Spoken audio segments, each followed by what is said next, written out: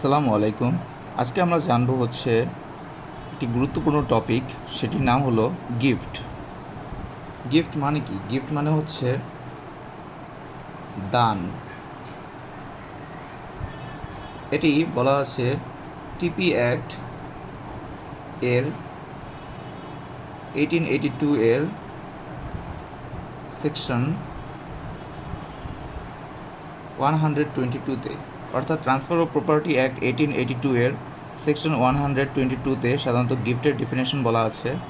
অর্থাৎ গিফট মানে কি? গিফট মানে যে আপনি স্থাবর সম্পত্তি বা অস্থাবর সম্পত্তি কাউকে কোনো স্বার্থ ছাড়া স্বেচ্ছায় বিনা প্রতিদানে হস্তান্তর করবেন, এটিকেই বলা হয় গিফট। এখন আমরা জানবো গিফটের প্রকারভেদ। গিফটের বেশ কিছু প্রকারভেদ রয়েছে, তার মধ্যে প্রধান তিনটি প্রকারভেদ যে ইন্টার ভাইভোস গিফট,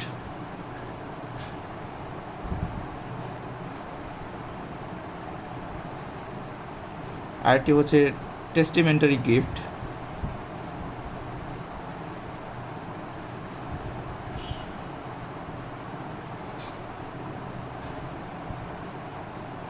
আরেকটা ডোনেশন মোর্টিস কলসা। ইন্টার ভাইভোস গিফট মানে যে দুটি জীবিত ব্যক্তির মধ্যে সম্পত্তি হস্তান্তর করা, অর্থাৎ সম্পত্তি দান করে দেওয়া, এটাকেই বলা হয় ইন্টার ভাইভোস গিফট। অর্থাৎ ডোনর এবং ডোনি বা দাতা বা গ্রহীতাকে অবশ্যই সেই সময় জীবিত থাকতে হবে, সেটিকেই বলা হয় ইন্টার ভাইভোস গিফট। আরেকটি টেস্টিমেন্টারি গিফট, যেটিকে সাধারণত বলা হয় উইল বা ওসিয়ত। এটি সাধারণত মৃত্যুর পর কার্যকর হয়। এরপর ডোনেশন মোর্টিস কসা, অর্থাৎ মৃত্যু পথযাত্রীর সময় দান।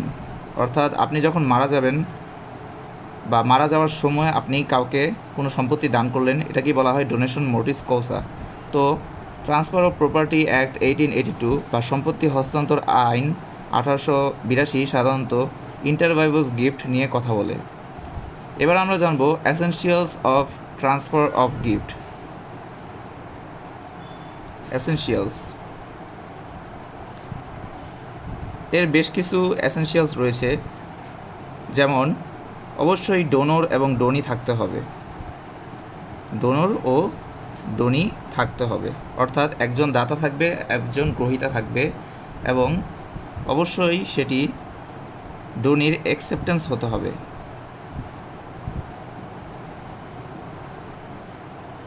অ্যাকসেপ্টেন্স অর্থাৎ সেই দানটি অবশ্যই গ্রহণ করতে হবে ডোনি দ্বারা। নাম্বার 3 ডোনরের চুক্তি করার সক্ষমতা থাকতে হবে। চুক্তির সক্ষমতা অর্থাৎ সে যাতে আইনত চুক্তি করার সক্ষমতা বজায় রাখতে পারে, সেটি দেখতে হবে। তারপর যে মুভেবল প্রপার্টির ক্ষেত্রে রেজিস্ট্রেশন বাধ্যতামূলক নয়, তবে অবশ্যই ডেলিভারি অফ পসেশন বা সম্পত্তি হস্তান্তর হতে হবে। আর ইমুভেবল প্রপার্টির ক্ষেত্রে রেজিস্ট্রেশন অবশ্যই বাধ্যতামূলক। ইমুভেবল প্রপার্টি বলতে বোঝাচ্ছে যে স্থাবর সম্পত্তি, অর্থাৎ যেই সকল সম্পত্তি সাধারণত মুভ করা যায় না, যেমন জমি বা বাড়ি।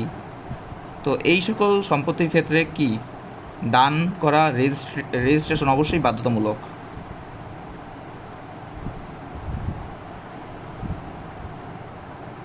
আর মুভেবল প্রপার্টি যেমন অস্থাবর সম্পত্তি, যেমন টাকা পয়সা, গহনা, এগুলো অবশ্যই হস্তান্তর করতে হবে, অর্থাৎ দখল হস্তান্তর করতে হবে, কিন্তু রেজিস্ট্রেশন বাধ্যতামূলক নয়। তাহলে মুভেবল প্রপার্টিতে বলতে পারি যে ডেলিভারি অফ পসেশন বাধ্যতামূলক, কিন্তু রেজিস্ট্রেশন বাধ্যতামূলক নয়। তো এই সকল এসেনশিয়ালসগুলো বা ইনগ্রেডিয়েন্টস বা ক্যারেক্টারিস্টিক্সগুলো অবশ্যই একটি বৈধ গিফটে থাকতেই হবে। অন্যথায় গিফটটি সাধারণত ভয়েড হয়ে যাবে। আশা করি ভিডিওটি আপনাদের সবার ভালো লেগেছে। ধন্যবাদ।